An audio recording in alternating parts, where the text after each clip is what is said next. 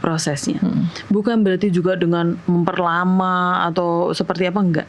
Tapi artinya saya ngomong soal treatment gitu kan ya. Jadi artinya ada treatment yang harus berbeda yang membantu orang ini gitu. Itu yang pertama. Yang kedua, memang tidak mudah untuk mengatakan bahwa nih orang bisa kita deteksi gitu. Andai ada Mbak, pengen banget gitu ya. Tapi nggak ada. Tapi betul banget Mbak Tasya sampaikan tadi. Kalau sudah masuk dengan kondisi seperti itu, artinya ya memang ada hal-hal basic yang kita perlu pelajari sebelum orang itu keluar. Dan kita Pemirsa, terima kasih Anda masih terus menyaksikan Kasih Paham. Ini adalah segmen terakhir Dokter Vita. Ini mungkin adalah segmen untuk pelajaran bagi kita. Kalau kita atau penonton yang menyaksikan Kasih Paham saat ini punya kerabat, teman, saudara yang mereka rasa jangan-jangan saat ini sebenarnya mereka jadi korban kasus yang mungkin mirip seperti yang dialami oleh YT ini. Apa yang atau bagaimana cara mereka menyelamatkan ketika korbannya kadang-kadang kan suka menolak untuk ditolong ya? Betul banget. Karena memang hubungan itu area privat Mbak Tasya, sehingga nggak semua orang bisa atau boleh masuk. Apalagi kalau kita ngomong sering kita mendengarkan ya, jangan ikut campur urusan orang gitu kan ya. Terus nggak boleh ngembar-ngembarin aib dan sebagainya, sehingga nggak boleh untuk bercerita. Oleh karenanya yang mampu untuk masuk dan mendobrak pintu tersebut adalah orang-orang terdekat. Karena seperti tadi ini area privat. Bisa saja bahwa kita mungkin mendapatkan penolakan. Tapi kalau kita melihat bahwa intensi ini kayaknya beneran nih gitu, mohon bantuannya untuk ngetok berulang gitu. Jadi meskipun itu lelah dan panjang. Betul, karena yang bersangkutan, yang pelaku kan juga melakukan itu berulang-ulang gitu. Sehingga apakah dia berulang-ulang sementara kita cuma sekali ketuk terus kemudian ditolak dan kita mundur gitu. Yang jelas kita sadari tadi bahwa yang dirusak pertama adalah trust. Oleh karenanya ngetok pintu nih orang udah gue cuekin, udah gue judesin, masih datang terus. Berarti dia nggak main-main gitu. Ada unsur bahwa ini beneran mau menolong. Pun kalau menolong, yang kita tolong adalah pemenuhan kebutuhannya dulu, bukan cerita. Jadi nggak, ayo dong cerita. Itu malah membuat ini ada apa sih gitu. Lebih kita duduk bersama. Kok kelihatannya lebih kurus, kok sekarang lebih murung, mata pandanya tambah hitam misalnya gitu. Ada yang bisa aku bantu gitu. Jadi bukan ceritain dong. Kalau ceritain dong tuh kebutuhan saya kan berarti ya. Gitu kan ya. Tapi kalau apa yang saya bisa bantu tuh kebutuhan dia, kita letakkan lebih tinggi gitu, sehingga yuk saya bantu. Kalau mereka bilang nggak butuh apa-apa, nggak apa-apa, nggak butuh apa-apa juga nggak apa-apa. Ya udah aku di sini. Kalau ada apa-apa kamu mau cerita boleh. Karena kan belum tentu dia mengetahui apa yang dibutuhkan. Cuman misalnya kalau kita lihat seperti tadi tuh ya, kita lihat bahwa kurus nih tambah kurus, udah makan apa belum gitu. Suara juga perut kan kita bisa denger gitu kan ya. Aku lapar nih, yuk makan yuk gitu. Misalnya seperti itu. Jadi apa yang kita lihat, pakaian yang ini mau aku beliin pakaian yang baru atau apa mungkin. Jadi benar-benar look and listen gitu. Itu yang kita harapkan. Kita lihat dia, kita dengar. Kalau misalnya tadi Mbak Tasya bilang nggak mau ngomong, ya berarti looknya harus lebih jauh gitu. Kalau kamu belum mau cerita sama aku, kamu kira-kira mau ditemenin sama siapa gitu. Jadi kita menawarkan bantuan gitu. 2-3 kali ditolak ya nggak apa-apa. Tapi ya itu tadi, kalau ada apa-apa aku ada. Tapi mudah-mudahan ketika dihubungi memang beneran kita ada ya Mbak Tasya. Itu juga sebuah PR tuh. Ketika dia udah percaya terus aduh nggak bisa nih hari ini, kita yakinkan bahwa aku akan tetap bantu gitu. Kita teleponan terus ya gitu. Jadi usahakan betul bahwa memang kita beneran ada dan hadir utuh untuk dia gitu. Jadi sekali lagi, cerita itu nomor sekian.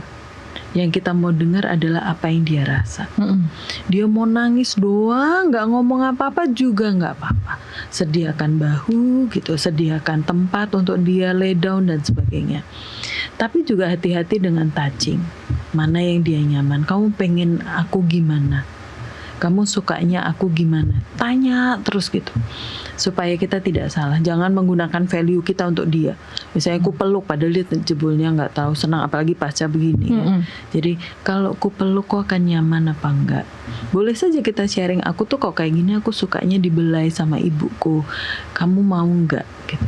Jadi kalau memang nggak punya ide gitu kan, kita tawarin, makanya dia geleng atau apa, oke ya udah kok gitu aku duduk di sini ya gitu. Jadi benar-benar kita menawarkan berdasarkan apa yang dia butuhkan. Oke.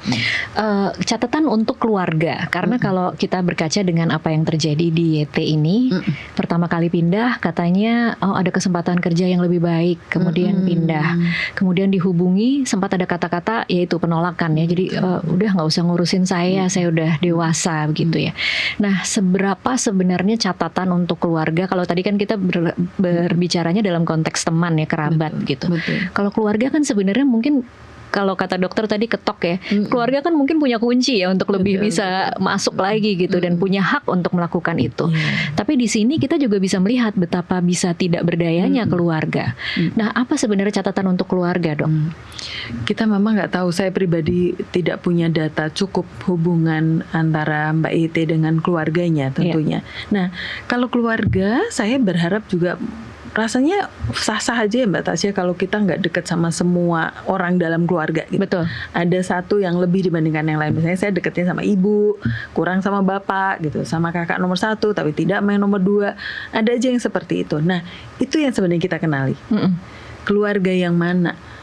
Bisa saja kadang-kadang budenya, pakdenya atau uaknya atau tantenya. Yang itu tuh yang kita kenali. Kepada siapa sih selama ini Mbak Yete tuh bisa open? Belum tentu keluarga inti juga, belum tentu mama dan papa juga. Kita cari orang itu gitu. Jadi orang itulah yang kemudian akan mengetuk pertama kali gitu. Karena lebih memudahkan kan ya, trust itu pernah gitu. Tinggal dia akan recall meskipun saat ini dia belum percaya pada siapapun gitu. Nah, kita pun nggak tahu apa yang dihembuskan gitu ya, soal saya udah dewasa dan sebagainya, itu bisa macam-macam gitu ya, isu finansial bisa dihembuskan dan sebagainya, sehingga memang kita harus tampil bahwa kita nggak butuh apa-apa. Kita kontak ini bukan butuh cerita, bukan butuh apa, tapi lebih saya nggak butuh apa-apa. Kebutuhan saya adalah melihatmu baik-baik aja. Gitu. Nah, itu tuh yang kita rasakan. Saya yakin bahwa dalam kondisi apapun, even mohon maaf gitu ya, pus ataupun binatang yang lain juga tahu kapan kita tulus, kapan kita enggak gitu kan ya. Nah, apalagi manusia pasti juga tahu itu gitu, bahwa ini tulus, ini mau membantu dan yang lainnya. Kalau dari sisi pelaku, kalau kita punya teman yang kita curigai pelaku, ini lebih susah loh Dok. Betul banget. Iya kan? Kalau kayaknya kalau kita mau nasehatin, jangan-jangan nanti malah men-trigger dia keluar monsternya gitu. Tapi kita tahu nih kayaknya ini adalah orang dengan karakter yang sangat salah misalnya. Apa yang bisa dilakukan Dok? Ada beberapa pemahaman basic nih Mbak, bahwa kalau saya memberitahu malah men-trigger, sehingga saya khawatir lebih baik saya nggak usah ngasih tahu. Pada akhirnya itu kayak mitos. Karena dia sudah punya pathway-nya sendiri. Dikasih tahu nggak dikasih tahu, dia akan jalankan itu gitu.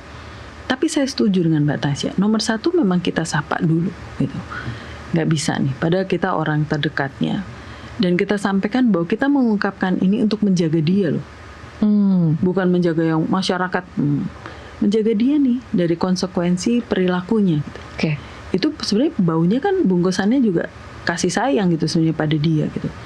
Tapi nggak bisa gitu. Memang ya harus naik ke siapa orang-orang yang didengar. Balik lagi nih Mbak, belum tentu bapak dan ibu kalau kita lihat ceritanya, bisa saja orang-orang tertentu. Meskipun pada akhirnya saya juga bisa gitu mengatakan bahwa dia nggak akan mau dengar siapapun kecuali dirinya, sebenarnya seperti itu. Maka ya sudah, bantuan kita memang naik ke atas. Dalam hal ini pembatasan. Oke. Terakhir Dok, ini kan karena dia adalah pelaku residivis di kasus yang sama, dari dokter sendiri sebagai orang yang memang biasa menangani kasus-kasus kekerasan dalam rumah tangga, ada tidak harapan bahwa mungkin ada sesuatu di hukum kita yang harus diubah agar tidak memungkinkan orang-orang dengan catatan kekerasan yang memang sudah dihukum bisa keluar lagi ke masyarakat melakukan kejahatan dengan derajat yang lebih parah lagi? Ya, buat saya kalau dari sisi user nih ya, dari regulasi yang ada gitu ya Mbak Tasya, saya ingin juga memahami tentang apa yang kita lakukan pada mereka ya, apalagi ini kan kasus yang sama. Pastinya berarti sangat berharap kalau untuk kasus yang ini nomor satu, servis yang kita berikan kemarin dengan tujuan pembinaan berarti nggak cukup gitu. Artinya saya berharap bahwa di yang kedua ini nggak sama prosesnya.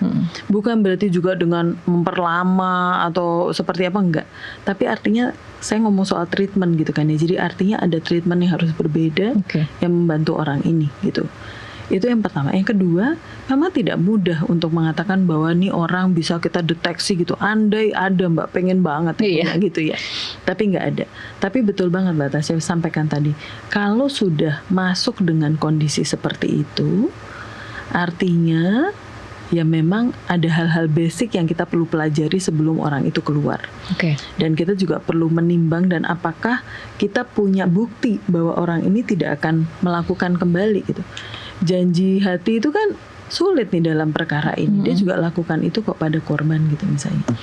Sehingga sekali lagi saya sangat berharap untuk kasus-kasus yang seperti ini, mohon untuk ditelusuri juga riwayat perjalanan hidupnya. Kalau itu sudah sebuah rentetan, rasanya nggak bisa memandangnya hanya dari benar dan salah secara hukum. Tetapi juga hubungan yang kita harapkan bisa diperbaiki dari proses pertumbuhan orang ini gitu. Termasuk ya itu tadi.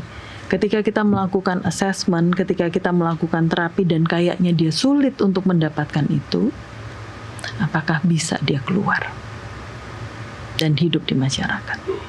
Ya, itu semoga memang jadi catatan dari kasus ini, karena jangan sampai nanti berapa tahun lagi kita melihat ada Taufik Hidayat melakukan hal yang sama dengan korban bertahun-tahun yang tidak diketahui masyarakat di sekitarnya. Saya juga mau titip Mbak Tasya untuk pemberitaan yang ada karena sama seperti kami mencoba menjaga untuk suicide supaya tidak ada copycat. Kita juga harus hati-hati dengan yang ini. Betul. Oke, mudah-mudahan jadi catatan untuk semua yang menyaksikan tayangan ini. Dr. Vita, terima kasih banyak untuk waktunya bersama kami di Kasih Paham. Pemirsa, kasus ini mengingatkan bahwa kekerasan tidak selalu terjadi di ruang terbuka, tapi berlangsung diam-diam, di balik pintu yang tertutup, bahkan di tengah lingkungan yang tampak biasa. Memahami tanda-tandanya, berani untuk peduli, dan tidak menormalisasi kekerasan adalah tanggung jawab kita bersama. Jangan sampai lagi ada korban yang harus menunggu bertahun-tahun untuk diselamatkan. Sampai jumpa di Kasih Paham berikutnya.